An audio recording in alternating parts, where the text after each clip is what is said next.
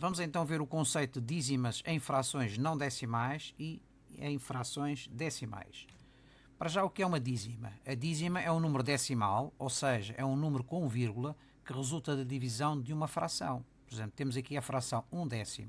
Se dividirmos 1 por 10, vamos obter 0,1. Nós obtemos uma dízima. Neste caso, a divisão é exata. E é exata porquê? Porque o resto é igual a zero. Temos, por exemplo, outro exemplo, 7 terços. Se dividirmos 7 por 3, vamos obter 2,33. Isto é uma dízima, mas que é infinita. Infinita porquê? Porque não tem fim.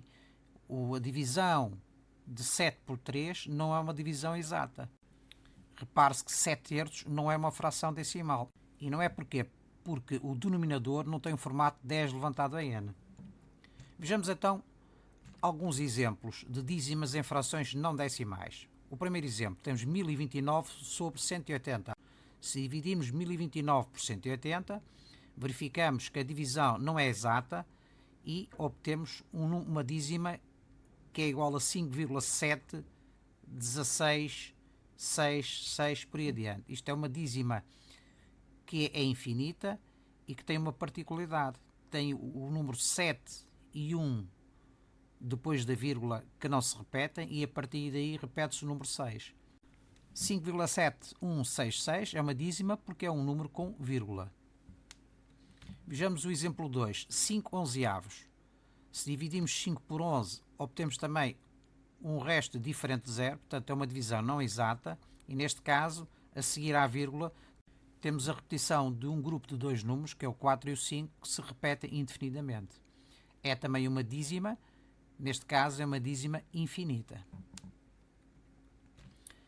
No exemplo 3, temos uma fração que também não é decimal, 756 180 avos. Se dividimos 756 por 180, neste caso, obtemos um resto igual a zero, o que significa que a divisão é exata.